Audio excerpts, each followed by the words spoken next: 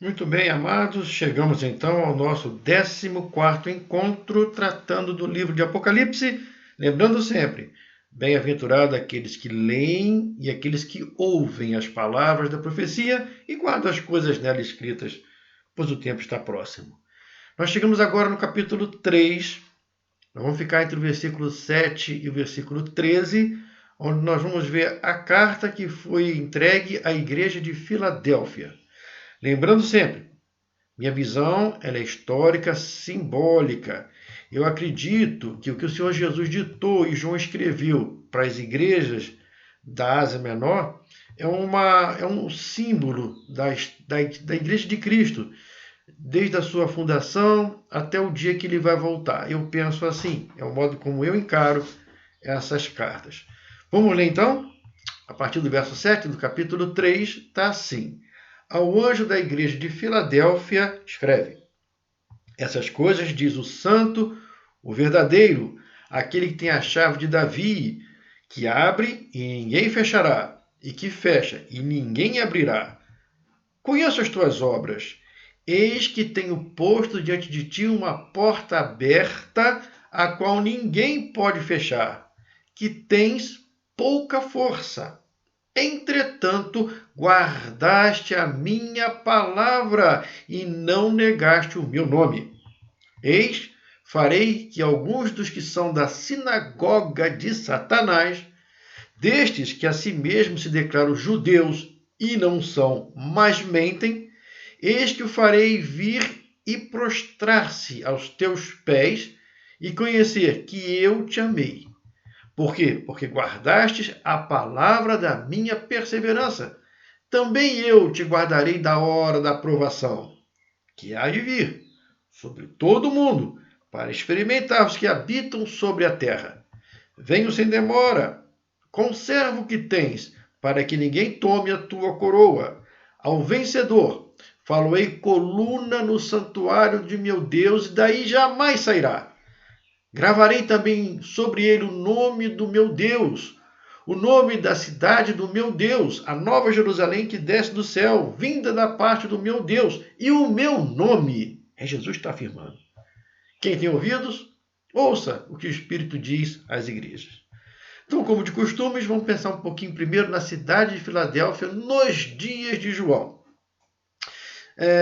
Filadélfia significa aquele que ama seu irmão na carne, amor fraternal. Essa é a tradução da palavra Filadélfios. Porque acredita-se, de acordo com a história, que essa cidade de Filadélfia foi construída a partir dos anos 138 antes de Cristo por um rei chamado Átalo II, que construiu essa cidade para dar essa cidade de presente para o seu irmão Eumenes. Então, essa é que a história diz, que a gente acredita, da fundação dessa cidade. Foi feita para um irmão presentear o outro. Daí o nome Filadélfia, amor entre irmãos, amor fraternal. E era uma cidade nova. Em relação às outras, era caçula. E ficava numa rota comercial. Era a porta do Oriente. Extremamente idólatra essa cidade. Ela tinha um bom vinho, e ali celebravam-se festas ao deus Baco, deus do vinho. Daí a expressão bacanal. Então era idólatra, bastante idólatra, atendia a todos os deuses gregos e romanos, mas com especial atenção ao deus Baco, o deus do vinho. Então era uma cidade extremamente helenizada. Apesar de estar sob o poderio romano nessa época, era uma cidade extremamente helenizada. Ela era até considerada como uma pequena Atenas, tamanho grau de helenização dessa cidade. Outro detalhe também da história sobre essa cidade é que ela era, mas era assim, frequentemente abalada por terremotos fortíssimos. E cada vez que vinha um terremoto muito forte, destruía praticamente por completo a cidade. Ela tinha o nome de Filadélfia. No ano 90 depois de Cristo, vai haver um terremoto muito forte, ela vai ser reconstruída e vai receber o nome de Neocesareia. Isso já no ano 90 depois de Cristo. E mais tarde vai vir um outro terremoto, ela vai ser totalmente destruída e vai ser reconstruída com o nome de Flávia, que era um apelido do imperador Vespasiano da época. Então, era uma cidade que vivia sob terremotos e vivia trocando de nome. Essa é a verdade da igreja de Filadélfia. A cidade trocava de nome cada vez que ela era reconstruída. A igreja no tempo de João, a igreja. Para essa igreja que estava lá em Filadélfia, Jesus se apresenta como santo e verdadeiro. Se Jesus fala que ele é o santo e verdadeiro, é porque todos os outros deuses que eles criam não eram nem santo e nem verdadeiro. Era uma cidade extremamente idólatra. E Jesus se mostra, então, eu sou o santo e verdadeiro. Eu sou real, não sou imaginário. Então Jesus se apresenta e logo depois da sua apresentação, Jesus tece elogios à igreja de Filadélfia. Jesus reconhece que essa igreja tinha, e vou botar uma barra, tem pouca força, porque minha visão perpassa por todo o tempo. Mas essa igreja que tinha, tem pouca força, ela guarda as palavras de Cristo. Guardam as palavras de Cristo e não negam o seu nome, não nega seu nome. E não negar o nome de Jesus é defender o que ele ensinou, é defender a crença nele, crer somente nele e no que ele ensinou. Então Jesus vai colocar diante deles uma porta aberta. Aí no versículo 8 o Senhor fala assim: conheço as tuas obras. Eis que tenho posto diante de ti uma porta aberta, a qual ninguém pode fechar. Mas que porta seria essa? Que porta seria essa? Olha só, João, que escreveu o que Jesus está ditando à igreja de Filadélfia, já tinha escrito no seu evangelho as palavras que Jesus disse enquanto estava entre nós. Está lá em João 10, 9. Jesus fala assim: eu sou a porta. Se alguém entrar por mim, será salvo. Entrará e sairá e achará pastagens. Então a porta que está aqui é a porta que o Senhor está abrindo para aqueles que o aceitam, para aqueles que o reconhecem, para aqueles que o amam. Está aberta para entrar. E Jesus fala assim: eu não sou somente a porta, mas também tenho as chaves. E ele fala assim: estas coisas, diz o santo e verdadeiro, aquele que tem as chaves, não é qualquer chave, é a chave de Davi, que abre e ninguém fechará, e que fecha e que ninguém abrirá. Então todo o domínio está na mão dele. Ele é o Senhor absoluto do tempo, da história. Ele é o Senhor absoluto que está nos dando a oportunidade, como uma porta aberta, para a gente poder entrar e sair a hora que quiser também. Assim é a palavra dele. Ele não força ninguém a nada, não está forçando ninguém a nada, ele está oferecendo. Está oferecendo, venha, e você vai encontrar pastagem. Essa porta é a porta da salvação, que só Jesus Cristo pode oferecer. Só Ele tem essa salvação para oferecer. Que salvação é essa? É a salvação da hora da provação que há de vir sobre todo o mundo inteiro para experimentar os que habitam sobre a terra. Essa é a palavra dele. Eu estou te dando a oportunidade de se salvar da hora da provação. Essa aprovação virá. Essa porta que eu abri, que está aberta, vai continuar aberta até o momento em que eu fechar. A porta está aberta. Mas na hora que eu fechar, fechou. A oportunidade está aqui, agora. Mas vai chegar uma hora que você vai chegar e a porta vai estar trancada. E ele fala: venho sem demora. Eu estou prestes a chegar. Enquanto ele não vem, precisamos sim guardar o que temos. Guardar o que temos, a palavra que recebemos e a fé que temos. Por quê? Porque Satanás está tentando tirar nossa coroa. E ele coloca assim: conserva o que tens para que ninguém tome a tua coroa. Então tem gente querendo tomar a tua coroa. Então conserva o que tens para não dar lugar, para não perder a tua coroa. Veja o que Jesus disse. Jesus está falando: eis que farei que alguns dos que são da igreja de Satanás, ou seja, da sinagoga de Satanás, desses que a si mesmos se declaram judeus e não são, mas mentem, eis que farei vir e prostrar-se aos teus pés e conhecer que eu te amei. Então o Senhor está falando que existe uma sinagoga de Satanás, que existem pessoas que estão nessa sinagoga de Satanás, se dizendo judeus e não são, mas mentem, e essas pessoas vão se prostrar diante dos irmãos de pouca força da igreja de Filadélfia para reconhecer que Jesus amou aqueles de pouca força em relação a Filadélfia. Vamos falar um pouquinho do que eu penso, do que eu acho, do que eu acredito. Você não é obrigado a concordar comigo, meu irmão.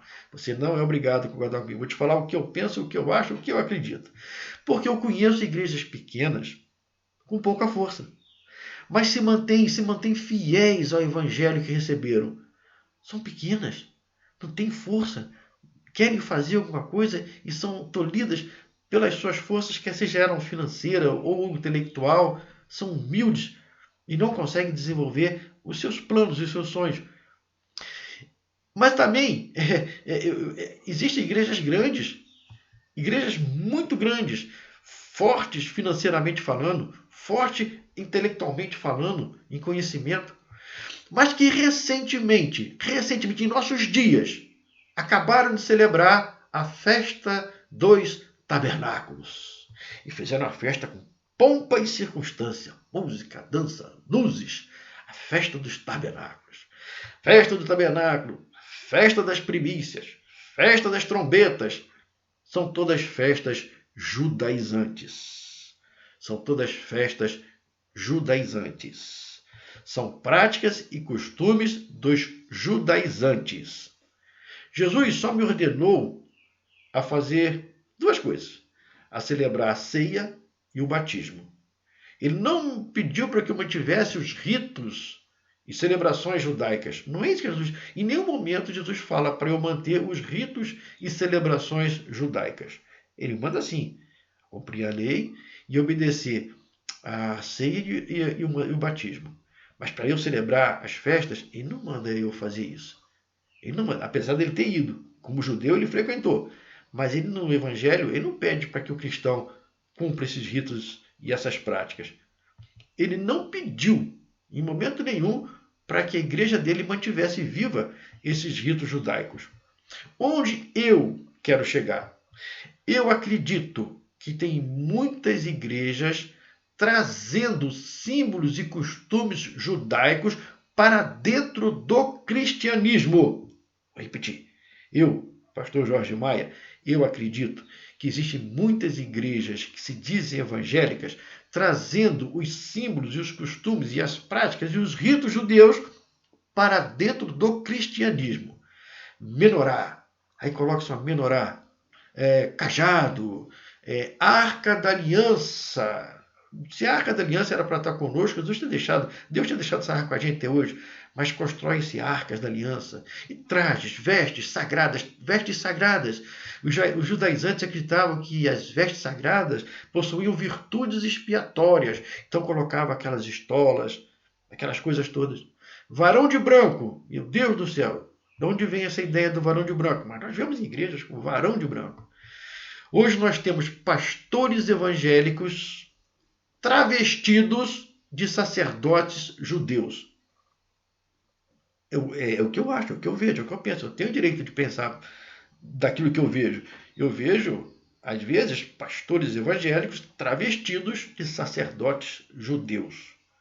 Uns cumprimentam Shabbat Shalom, que no hebraico significa sábado de paz.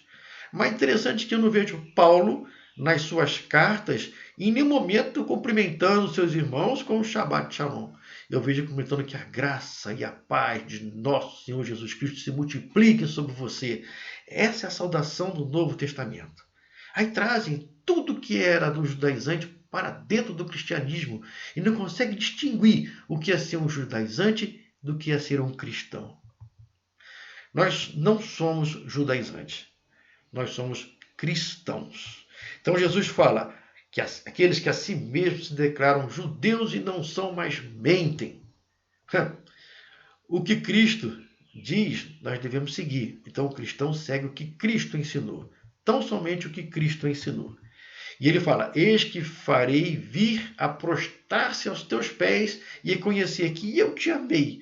Não porque você guardou as práticas judaizantes, mas porque você guardou a minha palavra. Você guardou o meu nome. Por mais atraente que sejam essas práticas, guarde as palavras de Jesus Cristo.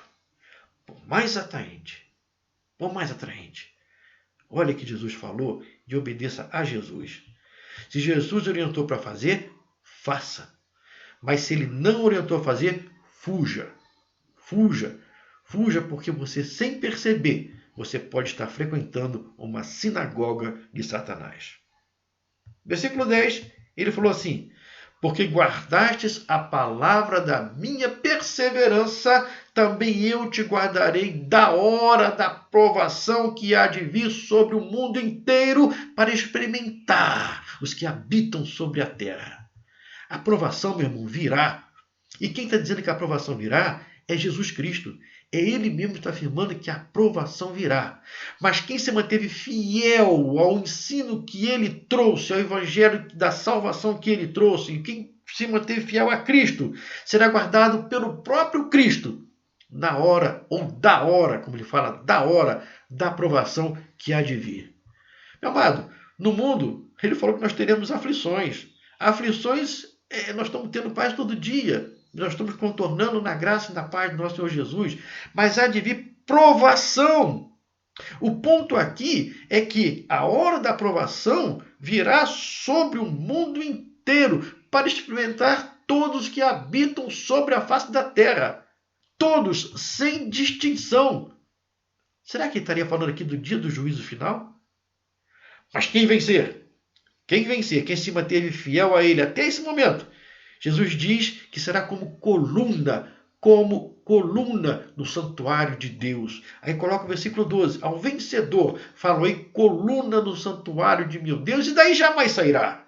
Interessante, né? Em uma cidade que era abalada frequentemente por terremotos, sacudida por terremotos, onde as pessoas preferiam morar em tendas fora da cidade do que nas construções que poderiam ser derrubadas por um terremoto. Jesus fala assim: vocês vão ser como coluna. Os vencedores serão como coluna. Hoje nós somos peregrinos, mas os que vencerem, nós seremos como colunas no santuário de Deus. Como coluna significa estar de pé. Estar de pé na presença do nosso Deus. E não é somente coluna, não. Ele fala coluna, mas coluna com diferencial, com o nome de Deus gravado, com o nome da Nova Jerusalém gravada, com o nome de Cristo, o novo nome de Cristo gravado nessas colunas. Meus irmãos, não se deixem levar pelas coisas erradas que o mundo nos oferece.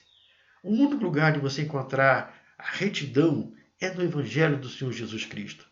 Leia o Evangelho, releia, aprenda, estude e, acima de tudo, obedeça. Porque se você se desviar da verdadeira doutrina, da sã doutrina, sem querer, você pode estar entrando na porta errada. Não na porta da salvação, mas na porta de uma sinagoga de Satanás. Vou parar por aqui. Peço a Deus que nos abençoe e continue nos ajudando a entender e estudar a sua palavra. Fiquem todos com Deus. Até breve.